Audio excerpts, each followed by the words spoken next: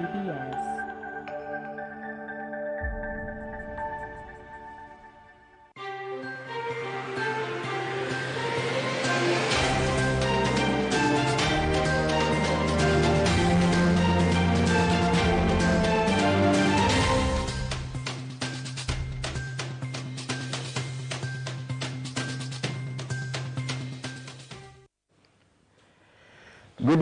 Good morning once again, and welcome to GBS Sports Morning Extra. I'm your host, Kevin Yeriki.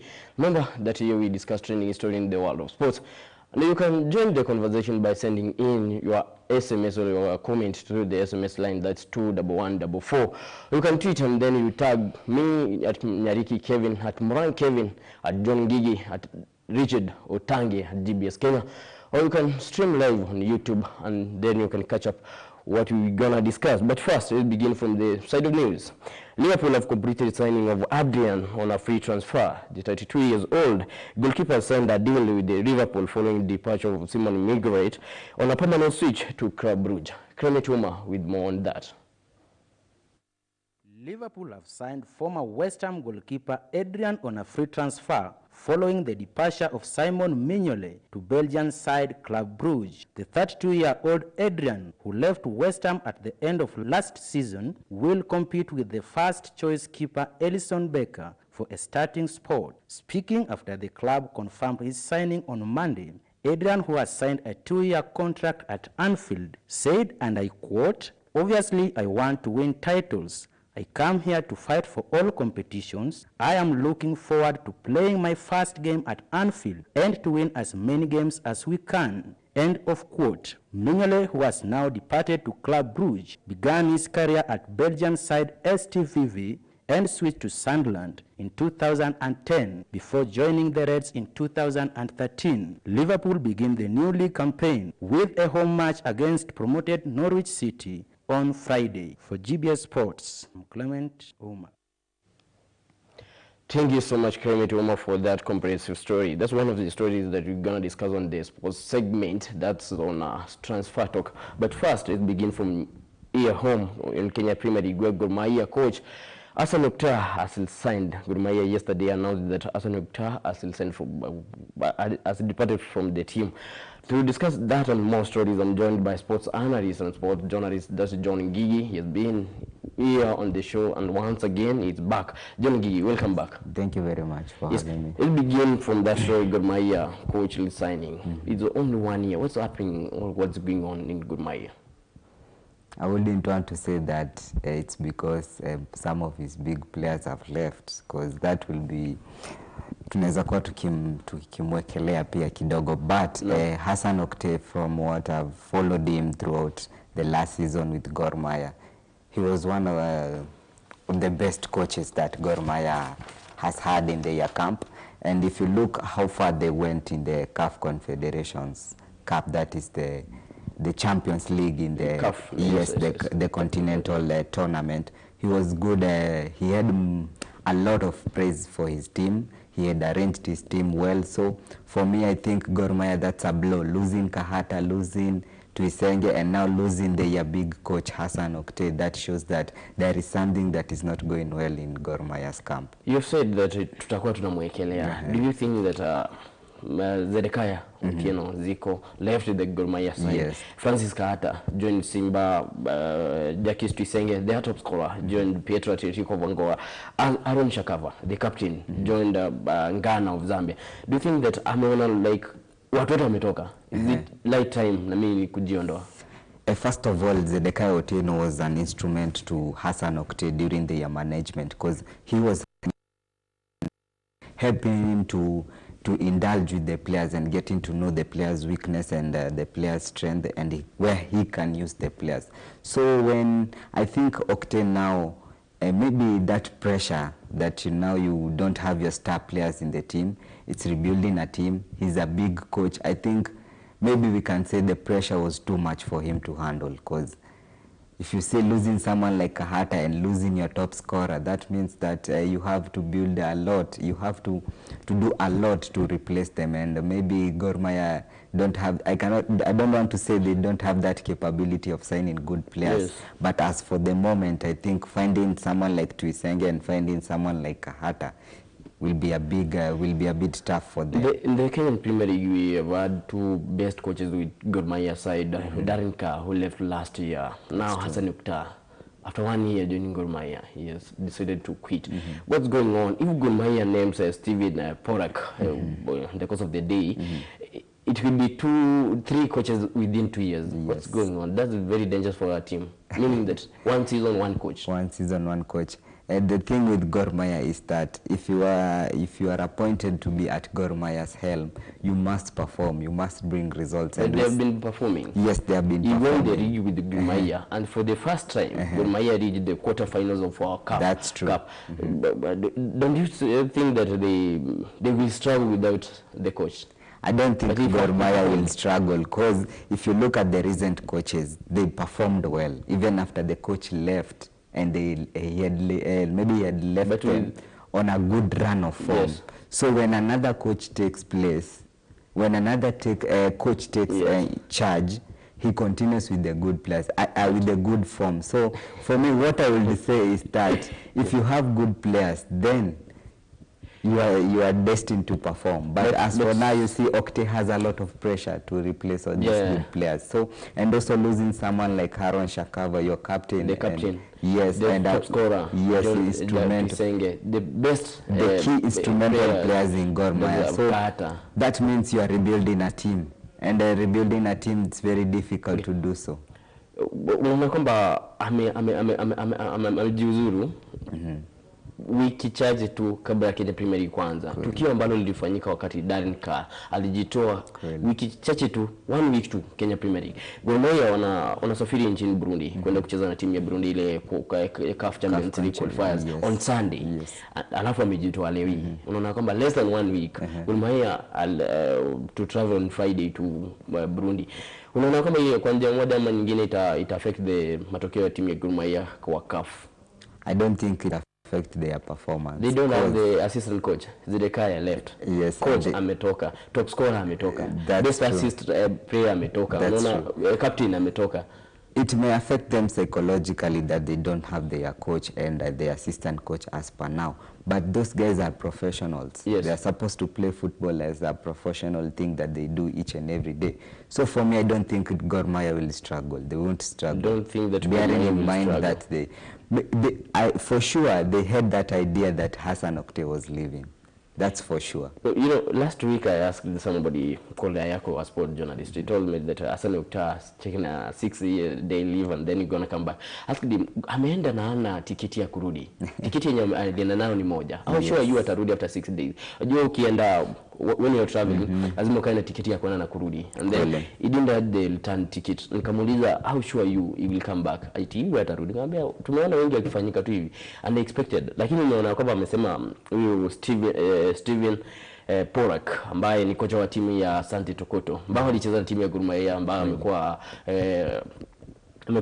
amekuwa nchini Ghana, ndiye anaweza tajwa kama kocha mkuu wa timu ya Gor Mahia. Lakini unaona kwamba ni kwa sababu CAF kabla timu yenu icheze CAF, huyo kocha ambaye mnaenda kuwa naye lazima akae na zile qualifiers na classes zenye zinatakikana na CAF. Ndio maana pata Gor Mahia they hope to go for foreign coaches unlike the Kenyan coaches, au ukikuja unakuja kama assistant coach. Kweli. Unaonaje timu ya Gor Mahia tukimaliziana na masuala ya Gor Mahia na for me, I think it's time they get their camp in order, of which they are doing so. Bringing such a foreigner coach, that's not but it seems that wamekuwa wakimtafuta. Yeah, that's what I'm telling you. They have the financial, Gor Mahia have the financial power to bring any coach from any foreign country. So as for me, I will just, maybe they get their camp in order, then they get the season going, because I just see them retaining the title. Last question, is Hassan Okta the best coach Gor Mahia has had over 1 decade? Bear in mind that for the first time they qualify for quarterfinals in the Confederation Cup. You'll tell the Premier League and the Kenyan Premier League. You saw that in SportPesa they were knocked out in the semi-finals in Tanzania. In Shield they were knocked out in semi-finals again. FKF Shield. Is this the best coach Gor Mahia has had for one decade? I wouldn't say he's the best coach they have had, because they've had good coaches. The likes of Darika. Exactly. But what has been different with Hassan Okte is that being able to bring that tiki-taka flow of the ball and also blending in the youngsters and also the experience. That has been an outstanding for him, because dealing with someone like Dennis Oliech, who has been a veteran in the Kenyan football, and being able to blend him in the Gor Mahia squad, that shows that he had a lot of potential and also capabilities. And for me, what I would tell Ajim, maybe it's good success wherever he goes and takes in charge. Lastly, the chairman of Gor Mahia, Dr. Ambrose Chiel, said that as from September atajiondoa katika ofisi. Naona kwamba Gor Mahia watakuwa ama ile matokeo ya Gor Mahia ambayo tumezoea katika ligi ya Kenya. Tutakaa tunapata upinzani mwingine kutoka timu kama Bandari. Unaona chairman amejitoa baada ya miaka kama 8 akiwa na timu ya Gor Mahia. Coach amekuja amejitoa, top scorer amejitoa, captain amejitoa, wachezaji wengi wametoka. So tunaona kwamba ni Gor Mahia, new faces at Gor Mahia. Don't you see that they will struggle in Kenyan Premier League and continentally? I don't think they will struggle because Ambrose Achiel, maybe he's stepping down for another position, doing another thing, because I don't think he can just step out of Gor Mahia just like that without any plan and anything. So for me, I still think Gor Mahia will be the same team. I just hope they don't go to FC Leopards level the way they struggled last season with losing each and every person and not putting their house in order. So for me, cha muhimu ni kwamba Gor Mahia waweze kuweka kambi yao katika mwelekeo ambao unastahili. Na mtazamaji niweze kuangalia, nilikuwa naangalia kwamba kama kuna ujumbe ambao umekuja kukumbuka, kama nikwambia unatuma ujumbe wako kwa 21144 21144, ama unaweza ingia katika mtandao wa Twitter. Leo nitaweza kusoma 2-3 uweze kutuma Twitter and then unatag @Mran Kevin, @John Gigi, @Richard Otange, @GBS Kenya. Tutaweza kusoma, alafu niangalie 1-2 hapa. Kuna namba anaitwa Hailin anasema kwamba nawafuatilia, naona kwamba timu ya Gor Mahia watanisame kama kocha amejitoa na mimi huenda nikajitoa. Huyu ni maoni yake, anasema kwamba anatoka maeneo ya Ngong. Kuna mwingine anasema anatufuata kutoka maeneo ya Lilwis ambaye anaitwa Ken, anasema kwamba Gor Mahia bado ni mabingwa wa Kenya. Hakuna mtu ambaye ataleta. Ona kwamba wamepata mchezaji Hoalo kutoka Nairobi Steamer. Wako na wachezaji wazuri, utaona kwamba Gor Mahia bado watasalia kuwa mabingwa wa Kenya. Na wewe unaweza tuma maoni yako ama ujumbe wako uweze kusema kwamba umeona kocha Gor Mahia amejiondoa mwaka mmoja tu, amejitoa. Darika alijitoa mwaka mmoja. Tuweze kusonga mbele kidogo. Naona kwamba watu wengi wanasema kwamba Arsenal, Tottenham majirani wameamua. Tuanze na timu ya Tottenham. Ama tuanze na Arsenal. Arsenal walikuwa wanamtafuta Coutinho. What happened? Last minute tunaambiwa kwamba wamejitoa tena kwa kumtafuta Coutinho. Na Coutinho mwenyewe tunaambiwa kwamba Tottenham inamtafuta Coutinho. Nataka kuiangazie from a different angle. Mbona wachezaji wengi wangependa kucheza under Pochettino? Unaona kwamba Bruno Fernandes alikuwa jiunga na Manchester United, akasema kwamba my dream ni kucheza under Pochettino. Unaona Dybala alikuwa ingia timu ya Manchester United. Tutamuongelea hapo mbeleni, lakini mbona wachezaji wengi wanapenda kucheza under Pochettino na hajashinda taji lolote? Kitu cha kwanza unafaa uelewe, Pochettino tajriba yake ni kubwa sana, especially kule Uhispania. Kule Uhispania alitamba sana na timu ya Espanyol.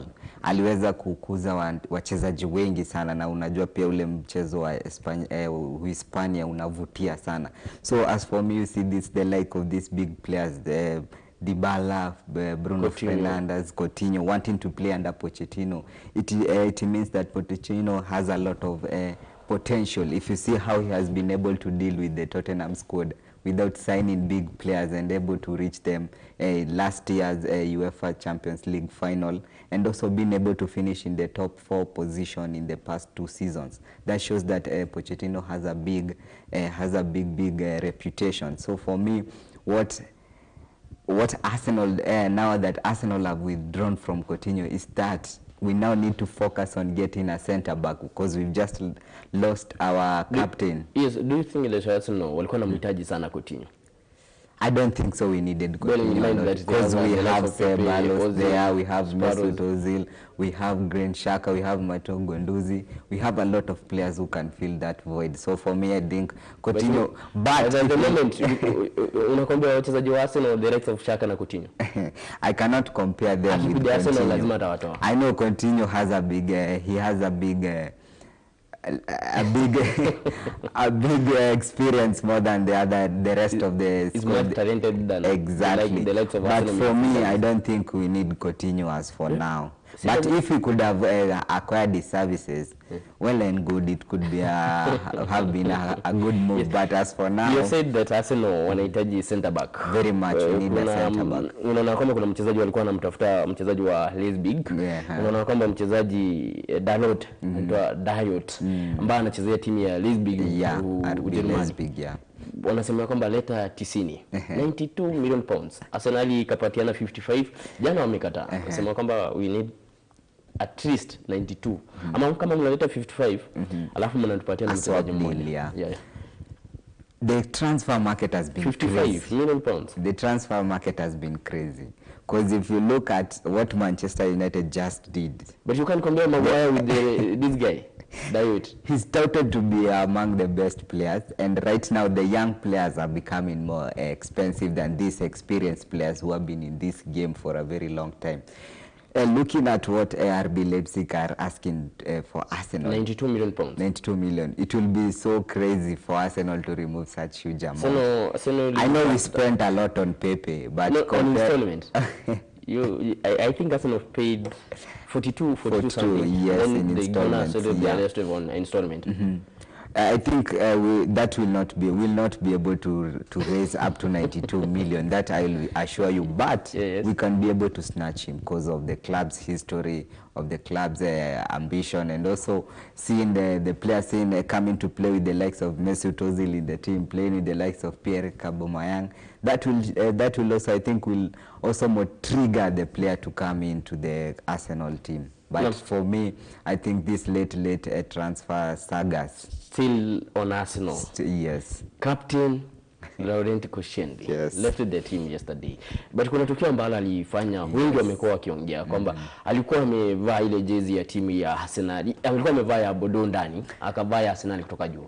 Wakati wa kuanivela akatoa ile ya Arsenal akaweka kando, akabaki na ile ya timu ya Bordeaux.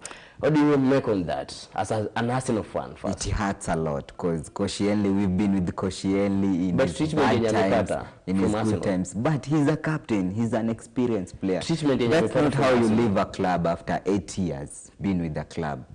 At least a little respect he could have shown to the club. We've stood with him during his bad injuries, during his blunder moments. I don't think he was supposed to leave it like that. As much as possible, he was not in good terms with the club. The fans are there. The fans are the ones who make the team. So for me, I think he left in a disappointing mood. But all the best for him as he goes to another adventure. Tuongelee nini imefanyika na captains wa Arsenal, manahodha wa timu ya Arsenal. Unaona kwamba mchezaji Arteta akiwa captain wa timu ya Arsenal msimu mmoja akajiondoa. Tukakuja tukampata Van Persie. Wakati alipatiwa nahodha msimu mmoja akatoka. Alexander Song akakuja akatoka. Umeona kwamba mchezaji Famarin wakati alipatiwa nahodha akatoka. Mchezaji Laurent Koscielny amepatiwa captain wa timu ya Arsenal ametoka. Does it mean mwenye anapatiwa next ndiye anatoka katika timu ya Arsenal? Sababu ukiangalia over the last 5 years we've been losing our captains. I don't know. Yeah. For me, I don't think it's the case. It has been a trend given the captaincy. It has been like a trend in If you look at Arteta, he was at his prime age, retiring age. Yes, Van Persie, I wouldn't say that he was at his retiring. He needed some other new adventure to go and maybe win some trophies because we had stayed a long time without winning the trophy. So for me, I don't think how you're saying that if you give Arsenal, if they give you the captaincy, that means that you are exiting. So for me, for Koscielny, it was coming. He's 33 years old. And now he thinks it's that time that he's supposed to be given a good contract, a good retirement send-off. and unfortunately Arsenal didn't have that capability of doing so. So for Koscielny, it's a buy for him. Let him just experience new adventure. Naam. Unaona kwamba timu ya Arsenal, what next? Captain ametoka. Unapigia nani kupatiwa unaodha wa timu ya Arsenal? We have many captains as for now. We have Rob Holding, we have Granit Xhaka, we have Mesut Ozil. We have a lot of potential people who can be... Ozil yuko first team ya Arsenal. Yes, Ozil, but he has been the captain. He portrayed that last season. He can be able to lead as a captaincy. Na kocha msimu uliopita hakuwa katika...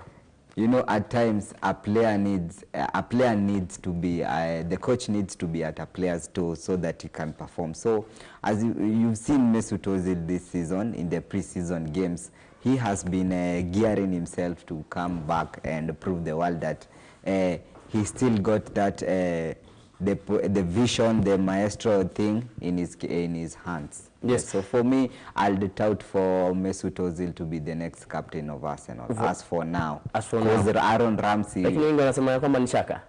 Aaron Ramsey, we saw Aaron Ramsey leaving Arsenal. So if Ramsey was there. What about Xhaka? Xhaka can be, maybe Xhaka can be the assistant captain or vice versa. We can have Granit Xhaka as the captain and Mesut Ozil as a captain. But most likely Xhaka could be given because he has that command in the field, yeah. Unlike Mesut Ozil. Still on Arsenal, Mesut Ozil. There are rumors that he's going to replace Wayne Rooney at DC United. Rooney, after Rooney announced that he has agreed to join Derby County after that deal with a betting company, Derby County. So don't you see that Arsenal, Ozil is on his way out? Join DC United. There was also a time that Manchester United were saying that they are nearing to snatch Ozil from Arsenal. That was just but a rumor. As for me, I think Ozil is comfortable at Arsenal. At the as moment. per now, yes, he's comfortable at Arsenal. I don't see him. That deal from United States to replace Wayne Rooney, more than Ozil needs to be in the limelight. Needs to be in the limelight as per now. He's still young, 30 years old. If you are saying the likes of 33 years old like Koscielny, that could be another thing. But as for now, I think Ozil is 30 years old. He needs to prove himself.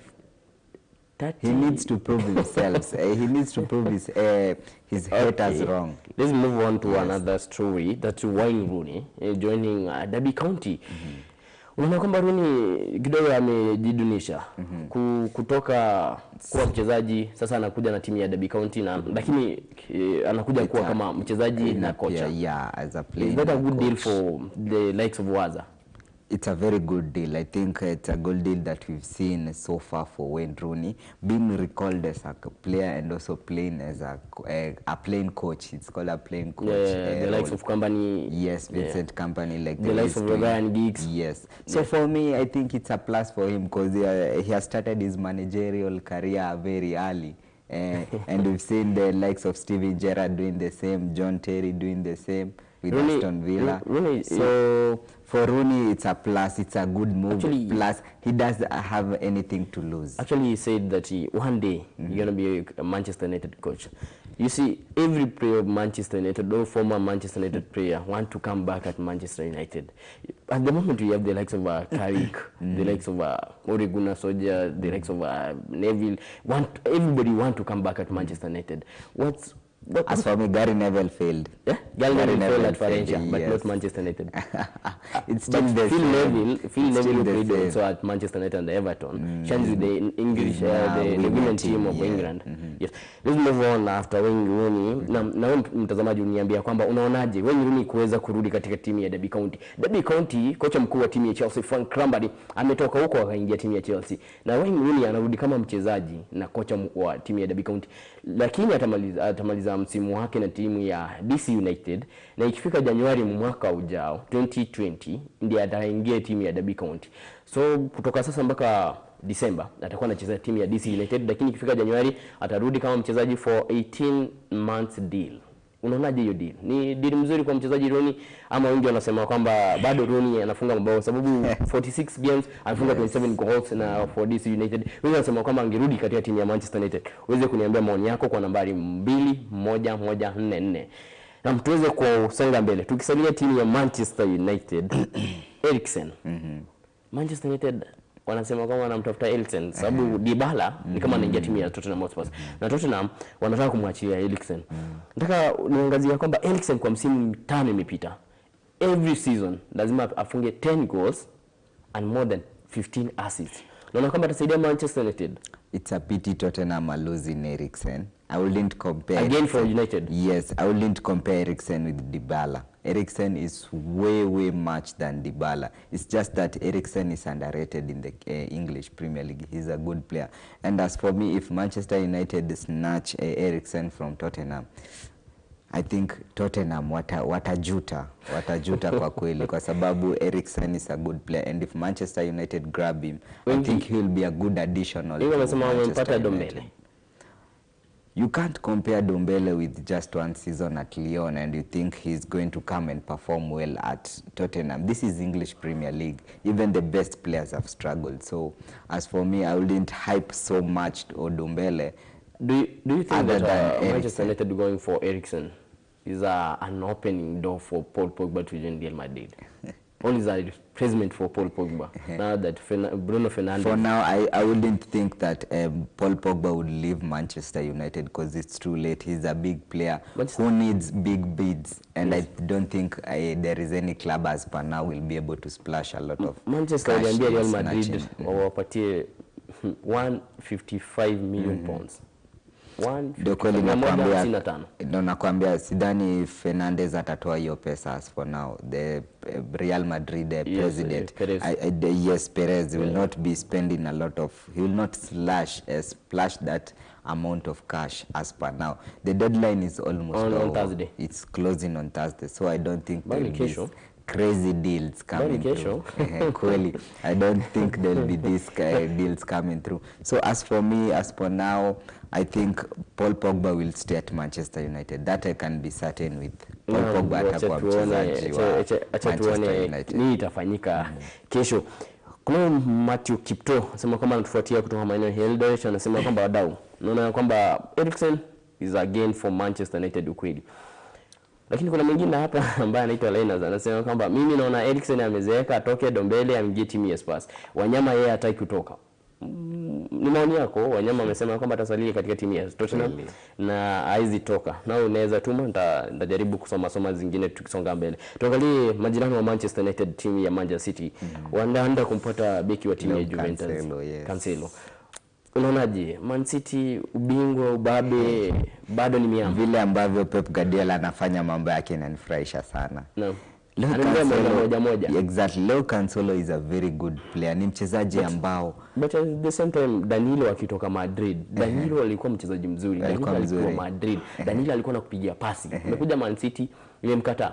Ndio inaonyesha ya kwamba kama unataka kufuzu katika timu ya Guardiola lazima uwe at your top level, playing at all the time. So for me, Danilo a little bit he struggled in adapting into Manchester City, kwa sababu ukiona Danilo alikuwa mchezaji wa kwanza katika timu ya Real Madrid, lakini vile ambavyo alikuja timu ya Manchester City akakuwa mchezaji wa akiba. So inaonyeshana kwamba Pep Guardiola ukicheza under him you must be at your best. Walilipa zaidi ya milioni 50. Exactly. Manchester City at the moment wanalipa milioni 32 na mchezaji Danilo kumpata Cancelo. Unaona kwamba ni pesa mingi wamepatiana timu ya Juventus. Wamepatiana Danilo na 32 million pounds. Kweli. Asidhani ni pesa mingi pia, kwa sababu wakiangalia pia ile dhamana ambayo watapata kutoka kwa Luis Cancelo. Ukimwangalia ni mchezaji mzuri ule. Atacheza hapo, kuna Manchester City. Unajua wachezaji wote wa Manchester City atacheza wapi? I think itabaki tu amecheza pale kwa Kyle Walker, and which will be a lot of, itakuwa ni struggle sana kwa Manchester United versus Liverpool. Unaona Walker kitu ambacho alifanyia Manchester City dakika ya mwisho. Unaona kwamba Guardiola anaweza mtoa kweli? Sidhani anaweza mtoa pia. Unajua pia wanaangalia pia majeraha, kwa sababu ni msimu mkubwa. Kuna UEFA Champions League, kuna FA, kuna Carling Cup, kuna michezo mingi ambayo Leo Cancelo anaweza kucheza. Kwa sasa sidhani atamtoa Kyle Walker, lakini pia wataweza kusaidiana na wataweza kusaidiana naye kwa sababu pia Cancelo ni mchezaji mzuri, ana uwezo ambao Kyle Walker nao kuenda mbele na mpira na pia kufanya kazi ya ziada. Tuangazie mchezaji Dybala. Amekataa kujiunga na Manchester United. Pogba, Lukaku alikuwa ende the other side. At the moment, Romelu Lukaku na train anafanya mazoezi na timu ya underage nchini Ubelgiji. Unaona kwamba Tottenham wanasema kwamba wamekubaliana na timu ya Juventus kuweza kumpata Dybala for 62 million pounds. Mbona akakataa Manchester kama kujiunga na timu ya Tottenham? Ukizingatia kwamba Manchester kuna wachezaji wazuri, mchezaji kama Pogba, watu wengi wangependa kucheza naye. Wamempata Maguire, wako na mchezaji David De Gea, kuna wachezaji wazuri Rashford, lakini ameamua kujiunga na timu ya Tottenham Hotspur. Ilikuwa imesemekana ni kwamba Manchester United walikuwa wanataka kumlipa pesa ambazo alikuwa anataka. Alikuwa anataka 350 million pounds per week. Ingekuwa ni pesa mingi sana. At the same time, Tottenham sahi mchezaji ambaye analipwa pesa mingi, sahi analipwa 200,000 pounds per week ambaye ni Harry Kane. Manchester United Alexis Sanchez analipwa 555 per week. Mchezaji David De Gea, Paul Pogba, Romelu Lukaku wanalipwa zaidi ya milioni 300. Yeye akaambiwa kwamba kuja tukupatie milioni 300, akakataa. Anaenda Tottenham, hakuna mchezaji ambaye analipwa zaidi ya milioni 200. Unaona kwamba atapatiwa? It's the transfer market. What do you expect? Crazy deals must happen. Unfortunately for Manchester United. So Dybala, Tottenham, if they wale rebuild stadium yao, tuliona walitengeneza kiwanja yao 1 billion. Exactly. So wamekuwa katika kikombe cha Ulaya. Sasa mpaka finali kumaanisha wako na hela na kumpatia Dybala itakuwa ni watakuwa wamefinyiliwa sana. Na tuweze kumwangazia mchezaji mwingine na nataka tuangalie mchezaji James Rodriguez. Mwaka 2010 finali ya kombe la dunia alikuwa anaonekana. Mwaka 2014 akiwa na timu ya Colombia, finali ambayo ilikuwa katika taifa la Brazil, akaonekana. Madrid wakamwendea wakamleta. Msimu wa kwanza, msimu wa pili, kapiga pasi, kapiga bao, lakini nini inafanyika? Kwamba Madrid kama mtaji. Lakini ukiangalia kiwango ya mchezaji mwenyewe amekuwa bayana, anacheza vizuri. Nini inafanyika na mchezaji kama huyo? James Rodriguez, first of all, Real Madrid niseme kwamba hawakumtumia vizuri. Ni mchezaji ambaye alionyesha umahirifu wake, ubunifu wake katika kikombe 2014 World Cup alionyesha umahirifu wake. Real Madrid kumpeana pia on loan. Ukiangalia player kama huyo ni mchezaji ambao si mchezaji wa loan, ni mchezaji ambaye anafaa kwa akipigania first team game. So for me I think hiyo pia imemwaffect kwa sana, imemthuru kwa sana, na ndio maana unaona matokeo yake pia hayako vizuri ukiangalia msimu uliopita na pia huu msimu mwingine. So if James Rodriguez can get a permanent deal in a good club, be sure he will be back and better and much stronger than he was. Yes, I have to go through the text. That's to 21,144. Kuna yule ambaye anaitwa Wycliffe Muga, anasema kwamba nawapata kutoka maeneo ya Mudhaiga, anasema kwamba Dybala kujiunga na timu ya Tottenham ni pigo kwa Manchester United. Yule mchezaji wangesaidiana na Pogba sana katika timu ya Manchester United. Maoni yake anaona kwamba angesaidiana, na niweze kutafuta nyingine moja hapa. Kuna mchezaji, kuna huyu ambaye anaitwa Joseph Olawen ambaye anasema natufuata kutoka maeneo ya Nakuru. Anasema kwamba ni pigo kwa timu ya Gor Mahia kuona kwamba kocha ameondoka. Kocha alikuwa na matokeo mazuri, alikuwa ameweka Gor Mahia katika kiwango kama timu zingine. Tumeona Gor Mahia wakicheza na timu zingine na anashinda. Ni pigo kwa Gor Mahia. Sema kwamba kuna familia na tutazama kutoka maeneo ya Nakuru. Kuna yule ambaye anaitwa Teli Mwene, @Teli Mwene. Hiyo ni katika mtandao wa Twitter. Ni sport journalist, actually ni editor wa gazeti moja hapa nchini The Star. Anasema kwamba it will be a big loss for Gor Mahia as Octel signed yesterday. I don't see Gor Mahia challenging any team in the CAF games. Huyo ni Teli Mwene ambaye anasema kwamba anatufuata, na hiyo ni mtandao wa Twitter. Nimesoma katika ujumbe na yeye endelea kutuma, bado tuko na wakati, tutaweza kuangalia. Tuweze kusonga mbele. Tumwangazie timu mchezaji Wilfried Zaha. Baya amekuwa akitafuta sana na timu ya Arsenal ikabidi ikajitoa. Unaona kama timu ya Everton Jana wamepatiana 70 million pounds, wakapatiana kwa hiyo 70 million pounds wakaweka mchezaji Dusan on loan, alafu wapatie mchezaji McCarthy aende kabisa na hiyo 70 million pounds waweze kumpata Wilfred Zaha kutoka timu ya Crystal Palace. Palace bado inakataa. Sababu ukiangalia mchezaji kama huyu McCarthy hata muweke kama ni 20 million ama 10 million pounds. Taka imefika 80 million pounds. Ukimweka huyu Dusan na yeye hata kama ni 10, taka imefika 90 million pounds. Crystal Palace wanataka nini? Na swali la pili unganishe, mbona timu nyingi zinaenda wachezaji wa Crystal Palace? Tumeona kwamba Wan-Bissaka amenyakuliwa kutoka timu ya Crystal Palace. Arsenal wamekuwa wakimlenga huyu Zaha. Wengi Manchester United walimtoa Crystal Palace akaanza kuingia Manchester United, wakakosana mambo ya kifamilia na Moyes, akaanza kurejea timu ya Crystal Palace. Tena unaona kwamba timu ya Everton inamtafuta, mbona timu nyingi zinaendea wachezaji wa Crystal Palace? Na unaona Crystal wanataka nini? Wanapatia 70 wanakataa. Ni kuonyesha kwamba Crystal Palace kuna kitu ambacho wanafanya na kinavutia sana, na pia wanaweza kukuza wachezaji wao vizuri, ndio maana hizi timu kubwa zinawaendea wachezaji. Crystal Palace wamekuwa reluctant sana kumwachilia Zaha, ni kwa sababu sidhani wamepata replacement mzuri ya Wilfred Zaha, so hawezi mwachilia. Kumpoteza Wan-Bissaka ambaye alikuwa na tutasema alikuwa na a lot of msimu mzuri pale Crystal Palace, na beki ambaye alikuwa amebobea kabisa ile kubobea, and he was being targeted with a lot of teams, so it's a huge blow, and I don't think they are ready to have another blow losing Wilfred Zaha. That's why wamekuwa underman sana. At first Zaha alikuwa anasema kwamba anataka kucheza Champions League. Sasa hii anataka kuingia Everton. What happened? Ama aliona kwamba Arsenal wamepata Nicolas Pepe, Manchester United walikuwa wanamfuatilia, wameleta ule Daniel James, wameachana naye. Timu ya Manchester City wamesema kwamba sisi tuko sawa. Liverpool wametulia.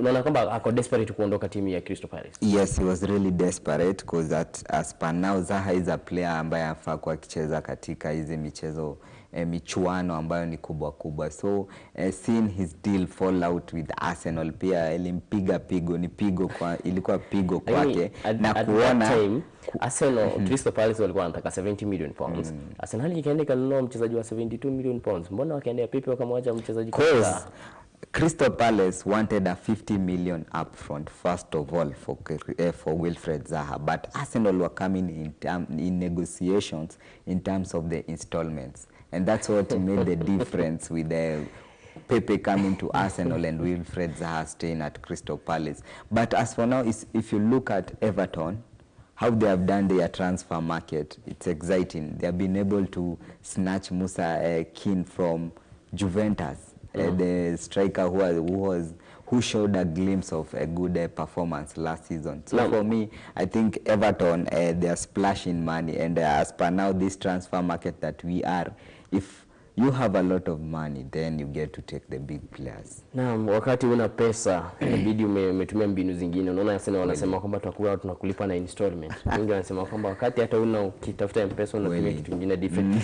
Kuna huyu mtazamaji ambaye anaitwa Paulo Gemba, bana anasema kwamba anatufuata kutoka maeneo Machakos. Anasema kwamba umesema kwamba Arsenal wanamtafuta beki. Huyu beki ni nani? Tumeweza kumwangalia, ni beki ambaye anaitwa Dayot Ubamakano ambaye anachezea timu ya Leipzig. Mwelekezi wangu kama anaweza tupata hiyo picha za mchezaji huyo Dayoti Ubamakano ambaye Arsenal wamepatiana 55 million pounds, ikaweza kukataliwa. Anasema kwamba wanamtafuta na 92 million pounds. Unaona akiingia Arsenal atasaidia Nimemuangazia, lakini tena turudi sababu ya huyu Paulo Gemba. Atasaidia timu ya Arsenal. Kweli ukiangalia RB Leipzig ni timu kubwa tena sana, so kwangu naona akiweza kujiunga na Arsenal itakuwa ni a big additional for Arsenal, kwa sababu RB Leipzig imekuwa pale juu katika ligi ya Ujerumani. So kwangu it's a plus, and also we are building for the future. We are saying it's for the future. Okay, ni sawa. Tuweze kuangazia wachezaji wawili kama tunamalizia. Leo tulikuwa tunaangazia exclusive transfer. Tumeangazia sana transfers sababu kesho ni deadline. So mingi zimeangaziwa.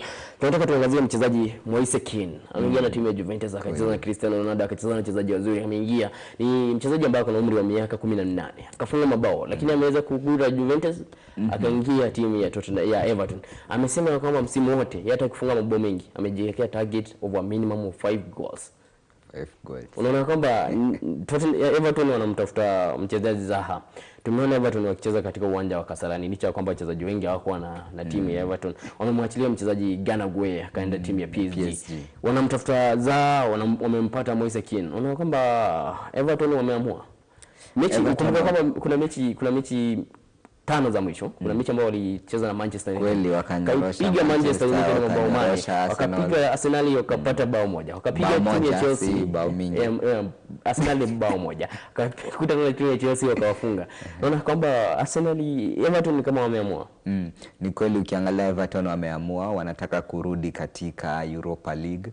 Wanataka pia wakue wale wazito wakihesabiwa pia hao wanakuwa mangi. Huyo mchezaji Moise Kean atawasaidia. Atawasaidia kwa sana. Ukiangalia mchezo wake alipocheza na Juventus, alimarika, alichipuka na Juventus tu msimu tu umepita kwa kuja kama mchezaji wa akiba kumreplace Mario Mandzukic, na uliona vile ambavyo anaweza fanya. Ni mchezaji mzuri, he can run with the ball, counter attacks, he's a good player. I think Everton has got a good deal. They have sealed a good deal for the future too. Yes. Na mtazamaji, niweza kuangalia ujumbe mnene kama huwa anasema kwamba mimi bado napigia timu ya Gor Mahia iweze kutamba katika ligi ya nyumbani sababu wako na wachezaji wazuri. Hajasema natoka wapi mnene, lakini mnene nimesoma yako leo hii. Umesema kwamba sisomi, leo nimesoma. Elastus Mulwa ambaye sema kwamba anafuata kutoka maeneo ya Machakos, anasema kwamba Gor Mahia bado ni bingwa wa Kenya. Unaona kwamba watu wengi wanasema kwamba Gor Mahia bado atatamba, lakini kocha wa Gor Mahia Hassan Oktay ameweza kugura timu ya Gor Mahia. Tumeangazia timu, kuna mchuano timu ya Chelsea watacheza na timu ya Liverpool wiki ijayo, Super Cup, ambao ni mshindi wa klabu bingwa bara Ulaya ile Champions League na Europa League wanakutana, wanacheza siku ya Jumatano. I think tutaangazia mchezo kesho sababu ya muda. Hiyo tutaangazia kesho. Tumeangazia Christian Eriksen akitafuta na timu ya Manchester United. Kushendli ameweza kugura timu ya Arsenal. Coutinho, Arsenal ikasema kwamba inamtafuta chachache tu, wakasema tu hatuhitaji Coutinho. Tottenham bado inaongoza ile mbio ya kumtafuta mchezaji Coutinho aweze kugura uwanja wa Santiago Bernabeu sababu Griezmann ameingia huko. Tumeangazia Wayne Rooney akiingia timu ya Derby County na Ozil akitafuta na timu ya DC United ambayo John amesema kwamba Ozil hawezi toka Arsenal akaenda timu ya DC United. Tumeangazia mchezaji Moise Kean amejiunga na timu ya Everton na kuna mchezaji Wilson ambaye ameenda mkopo timu ya Bournemouth ambaye ni striker za bado anatafuta na timu ya Everton. Nimekuwa wako Kevin Nyariki kaka, nakushukuru kwa kuweza kufika.